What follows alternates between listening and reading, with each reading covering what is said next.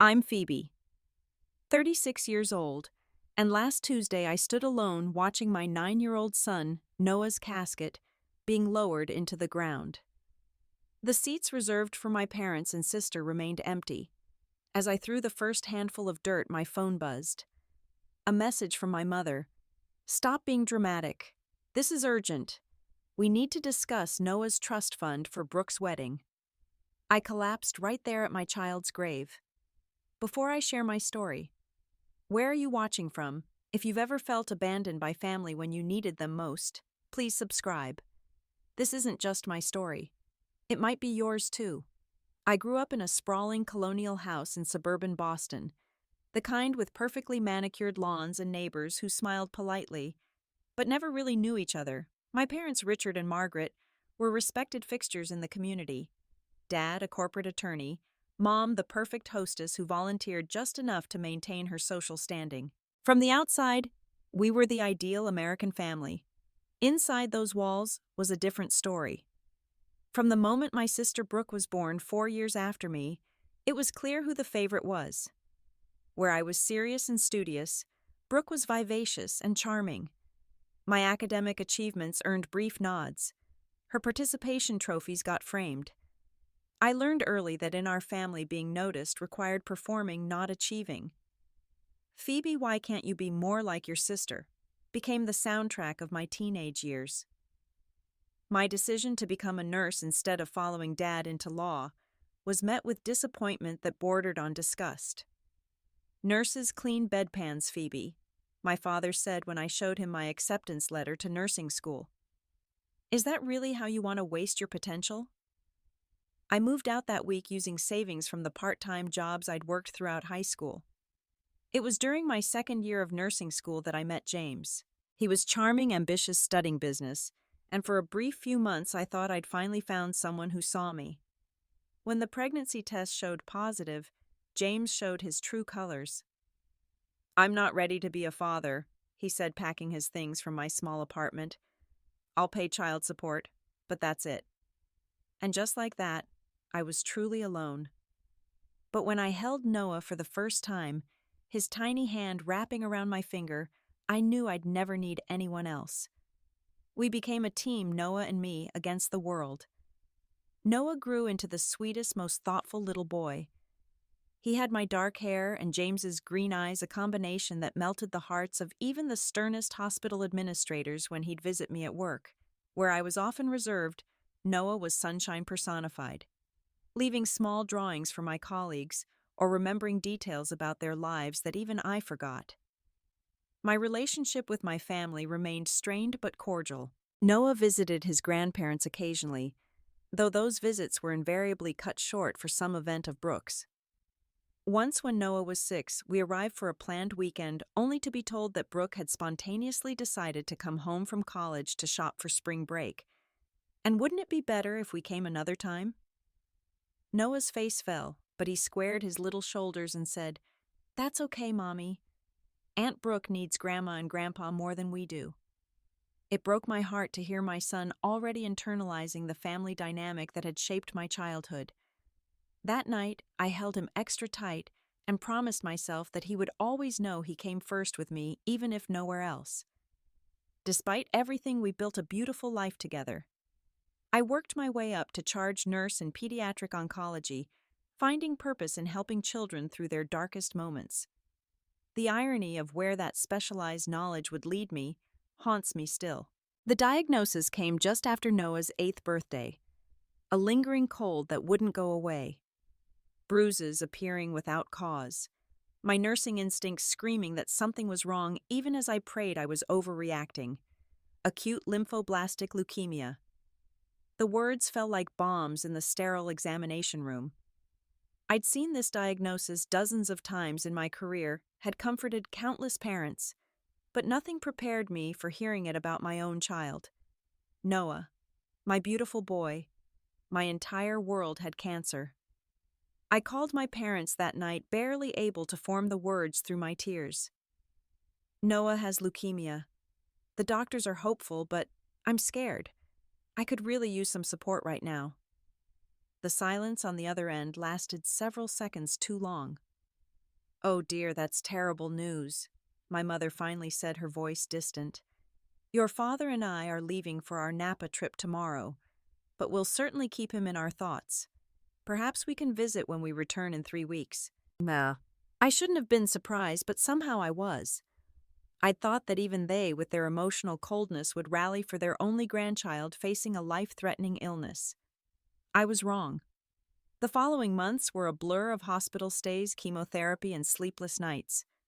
I took leave from work, draining my savings to stay with Noah through every moment of his treatment.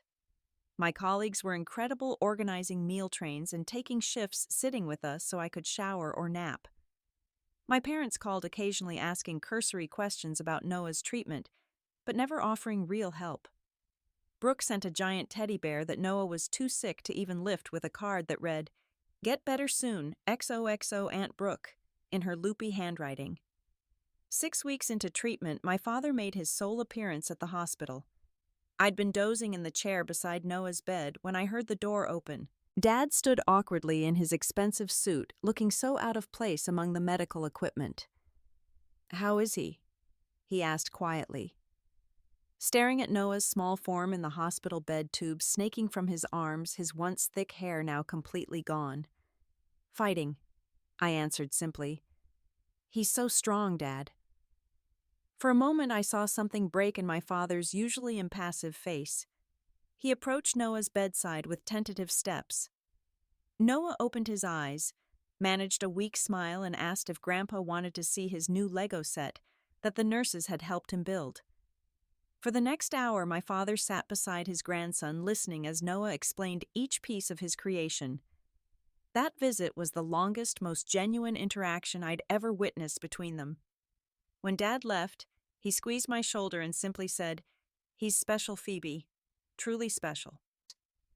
I didn't know then that this single visit had moved my father enough to set up a trust fund for Noah, allocating money that had likely been earmarked for my sister's future. I wouldn't discover this act of belated love until after Noah was gone. After months of aggressive treatment, Noah went into remission. Those precious months were filled with careful joy. We celebrated with a small party at our apartment with friends from the hospital and a few of Noah's school friends whose parents had been brave enough to maintain contact through his illness. "Mom," Noah said one night, as I tucked him in, "when I grow up, I want to be a doctor who helps kids like me. Is that okay?" I kissed his forehead, still bare of the hair that had once fallen in dark waves. "That's more than okay, sweet boy. You'll be the best doctor ever." We made the most of every day during that period of grace.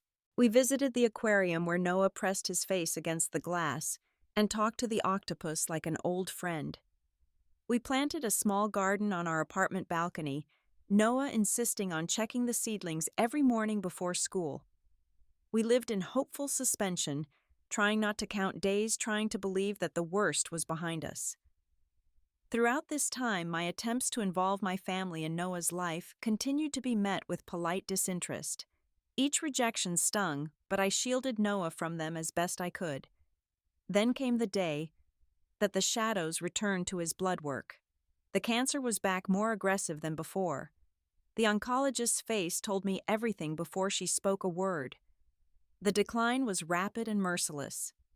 Noah went from attending school part-time to being confined to a hospital bed within weeks.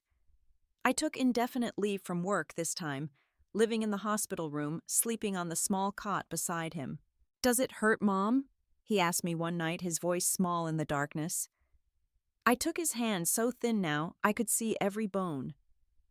"What baby?" "Dying." The word shattered me, but I held myself together for him. "No, sweet boy. From everything the other kids have told me, it's like falling asleep after the best day ever." He nodded thoughtfully. "I'm not scared for me. I'm scared for you. Who will take care of you when I'm gone?" Even then, even in his final days, my son was worried about me. I promised him that I would be okay, that his love would keep me strong, all while my heart splintered into a million pieces. The end came peacefully, if such a word can ever be used for the death of a child. Noah slipped away in my arms on a quiet Tuesday morning as sunlight streamed through the hospital window. He was 9 years old, 4 months and 3 days. His last words to me were, "I love you bigger than the universe, Mom." Through my haze of grief, I called my parents. My father answered, and I managed to choke out that Noah was gone. "I see," he said after a long pause. "That's very unfortunate. Your mother and I will need to check our schedules regarding the funeral arrangements."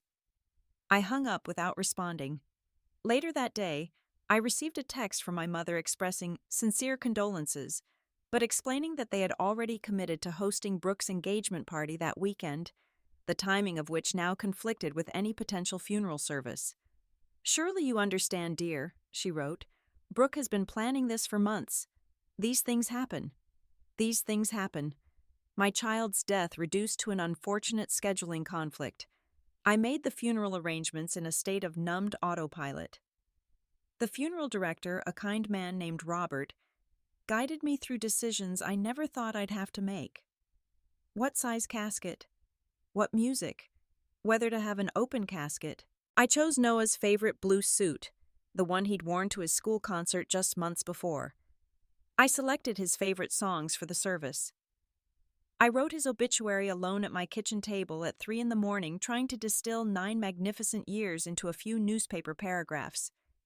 I sent formal invitations to my family for the funeral scheduled for Saturday at 2, knowing they had already chosen Brooke's celebration over Noah's farewell.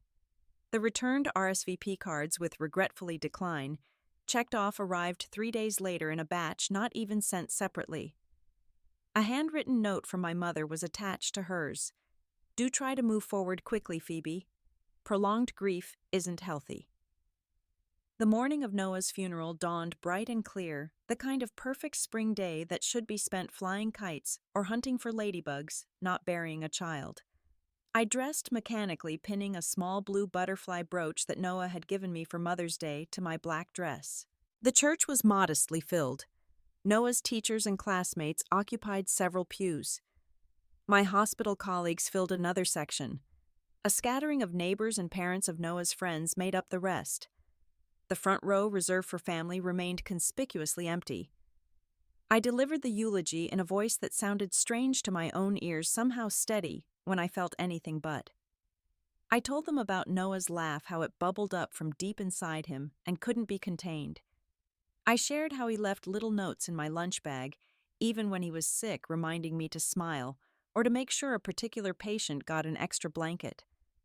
I described his dream of becoming a doctor to help other kids with cancer. Throughout it all, I kept hearing Noah's voice in my head. "You're doing great, Mom. Don't cry too much, okay? It makes your nose all red." The physical weight of grief threatened to buckle my knees as I helped carry his small casket. How could something that contained my entire world be so light? The finality of watching it lowered into the ground opened a void inside me that I knew would never fully close. A small reception followed at my home, organized by Anna, my closest friend from work. People hugged me, shared memories of Noah, left casseroles I knew I wouldn't eat. I moved through it all like a ghost, accepting condolences, thanking people for coming, going through motions that seemed pointless now that Noah was gone. It was during this reception that I made the mistake of checking my phone. A notification from social media showed new photos tagged by my cousin. There they were. My parents, sister, and extended family glasses raised in celebration at Brooke's engagement party. My mother wearing a designer dress that probably cost more than Noah's entire funeral. My father giving a toast. Brooke showing off her enormous diamond ring. All of them smiling, laughing, celebrating as if nothing tragic had happened at all, as if my son wasn't being lowered into the cold ground across town. I was still staring at those photos when the text from my mother arrived. "Stop being dramatic. This is urgent. We need to discuss Noah's trust fund for Brooke's wedding." The phone slipped from my hand. I stumbled to the bathroom and locked the door, sliding down against it until I hit the floor. The sobs that tore from my throat didn't even sound human to my own ears. This was a new depth of pain I hadn't known existed. Not just the loss of my son, but the complete betrayal of the people who should have been there to help me bear it. Anna found me there an hour later, coaxing me out, sending the remaining guests home and staying with me through that first terrible night of certified official childlessness. 3 days after the funeral, I received a call from a lawyer named Michael Greenberg. He explained that my father had established a trust fund for Noah following his hospital visit. The sum is considerable, Mrs. Walker, approximately $850,000. It was intended primarily for Noah's education or ongoing medical needs, but as the designated trustee following his passing, you have some discretion over its use. I was stunned. My father, who had visited Noah exactly once during his illness, had set aside nearly $1 million for him. The same father who couldn't be bothered to attend his funeral. I didn't know whether to be grateful for this final gift to Noah or angry at the emptiness of a gesture that came too late to actually help him. Before I could process this information, my doorbell rang that same evening. I opened it to find my parents and sister standing on my porch, their expressions a mixture of impatience and condescension. They hadn't called ahead. They hadn't asked if I was ready for visitors. They simply arrived expecting accommodation as always. "May we come in?" my father asked, already stepping past me into the house. "We have a matter to discuss." They seated themselves in my living room, my mother perching on the edge of the sofa as if afraid to fully commit to the furniture. My sister Brooke was tapping away on her phone, barely looking up. "We understand that Noah had a trust fund." My mother began without preamble. No condolences, no questions about how I was holding up. Straight to business. "Yes," I said, still standing. "I just learned about it myself." "Well?" My father cleared his throat. "In light of recent events, we believe the most sensible course of action would be to reallocate those funds to Brooke's wedding and home purchase. She and Trevor are planning quite an elaborate celebration, and as you know, housing prices in Boston are astronomical." I stared at him, certain I had misheard. "You want me to give Noah's trust fund to Brooke for her wedding?" Brooke finally looked up from her phone. "It's not like Noah needs it anymore, Phoebe. And Trevor and I have already put deposits down on the plaza venue and the catering. We're looking at houses in Beacon Hill. This money would really help us start our lives together properly." The casual cruelty of her words, the complete lack of empathy or awareness, left me speechless. My mother filled the silence. "It's the practical thing to do, dear. Your father only set up that trust after seeing Noah in the hospital. It was an emotional decision, not a practical one. Brooke is starting a new life. She needs this more than a memorial or whatever else you might be considering." "Get out," I whispered, then louder. "Get out of my house." My father's face darkened. "Now, Phoebe, be reasonable. If you force us to contest this legally, it will only create unnecessary family drama. The trust was created under emotional duress. Any court would see that." "Get out!" I screamed, my voice raw with grief and rage. "My son just died. My son. Your grandson. You didn't even come to his funeral, and now you want to take the only thing he has left. Get out before I call the police." They left my mother muttering about my emotional instability, and Brooke rolling her eyes as if I was throwing a tantrum over nothing. In the days that followed, I received a barrage of calls and texts from aunts, uncles, and cousins, all urging me to do the right thing for family harmony and give Brooke the money. Apparently, my parents had already spread the word that Noah's trust fund would be funding the social event of the season. I blocked their numbers one by one, each click of the button severing another tie to the family that had never really been mine. The weeks after Noah's funeral passed in a fog. I returned to work because being home alone was unbearable, but I moved through the hospital corridors like a ghost. My colleagues were understanding, assigning me administrative tasks rather than direct patient care, but even the familiar environment felt wrong without Noah's occasional visits. One evening, while finally forcing myself to sort through Noah's things, I found his journal. I hadn't known he kept one. Opening it with trembling hands, I found pages filled with his thoughts, drawings, and a list titled, "Things to Do When I Grow Up." Number 3 on his list: "Help kids like me fight cancer so their mommies don't have to be sad." I ran my fingers over his handwriting, tears blurring my vision. In that moment, something shifted inside me. Noah had faced death with more courage and compassion than my family had shown in their entire lives. I would not dishonor his memory by letting them take the last thing he had to give to the world. The next morning, I called a different attorney, a shark of a woman named Diana Santos, who specialized in trust litigation. I explained the situation, including my father's threats to contest the trust. "They don't have a case," Diana assured me after reviewing the documents. "Your father created this trust soundly with all legal requirements met. There's no evidence of emotional duress. As Noah's mother and named trustee, you have complete legal authority over these funds."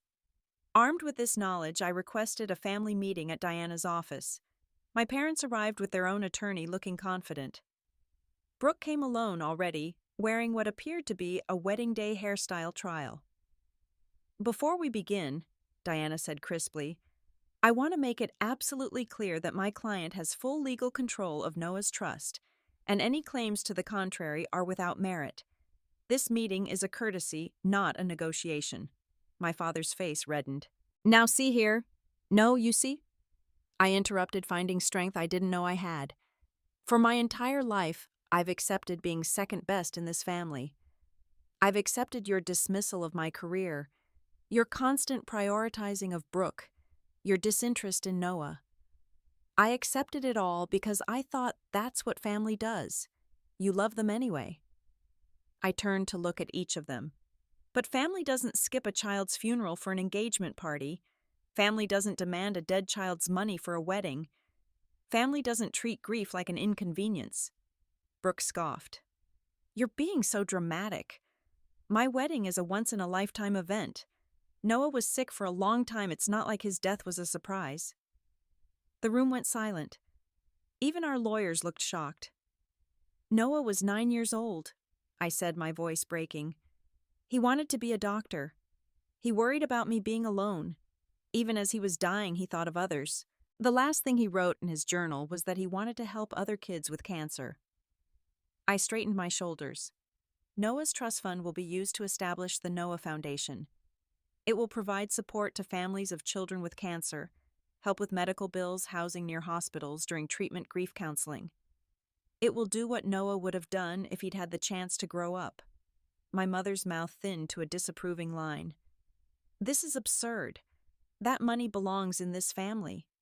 "Noah was family," I replied, the only one who seemed to understand what that word actually means. My father threatened lawsuits. Brooke threw an actual tantrum complete with foot stamping. But Diana had prepared restraining orders in advance, anticipating their reaction. As they were escorted from the office, my mother turned back. "If you do this, you're no longer our daughter." I looked her directly in the eyes. "I stopped being your daughter the moment you chose a party over your grandson's funeral. I'm Noah's mom. That's the only title I care about now." 6 months after Noah's death, I stood in the newly renovated family room at Boston Children's Hospital, watching as the plaque bearing his name was unveiled. The room was painted in bright blues and greens, Noah's favorites, and featured a wall showcasing artwork from current patients. A corner was dedicated to books and games that could be enjoyed even by children confined to beds or wheelchairs. The Noah Walker Family Room. The plaque read, "Where no one fights alone." The room had been the first project of the Noah Foundation, which had grown beyond my expectations in just a few months. Anna had joined as volunteer coordinator, organizing other nurses and healthcare workers to provide support to families going through what we had experienced. I had returned to nursing part-time now, specifically working with families of newly diagnosed children, helping them navigate the terrifying world they just entered. The rest of my hours were devoted to the foundation, which already had supported 15 families with emergency housing, meal delivery, and specialized counseling. My own healing came in small, unexpected moments. In the mother who hugged me after we arranged for her to stay in a nearby apartment instead of commuting 2 hours each way to be with her sick child. In the father who broke down when we covered the copay his insurance wouldn't touch. In the siblings of cancer patients who found a safe space to express their complicated feelings in our support groups. I had also found community in a grief support group that Anna insisted I join. There, among others who understood the unique pain of losing a child, I could be completely honest about both my darkest moments and my small steps forward without judgment. Noah would be so proud, Anna said, standing beside me at the dedication ceremony.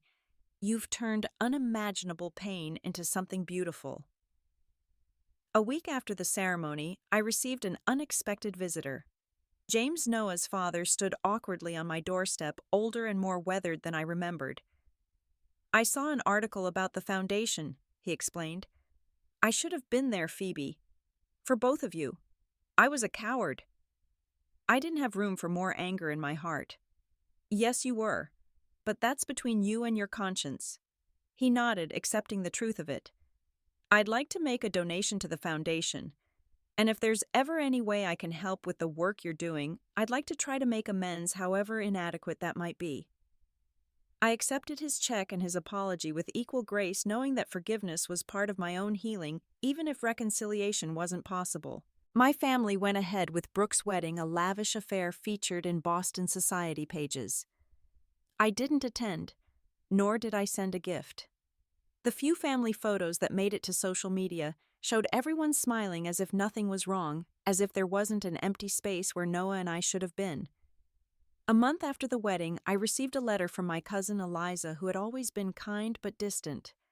Many of us were deeply ashamed of how the family treated you and Noah, she wrote. The way your parents and Brooke behaved was inexcusable. I wanted you to know that not everyone in the family agrees with them, even if we weren't brave enough to say so at the time. It was a small comfort, but a comfort nonetheless. Today marks 1 year since Noah left this world. The pain hasn't diminished, but it has changed shape, becoming something I can carry without being crushed by it. I visit his grave weekly, telling him about the foundation, about the families we're helping, about how much I still miss his laugh. Noah taught me how to love unconditionally. In death, he taught me how to stand for what's right, even against those who should have stood with me. His short life and the legacy he left behind showed me that family isn't always blood. Sometimes it's the people who hold you up when you can't stand alone. The trust fund that my parents tried to take from Noah has now helped over 50 families and counting.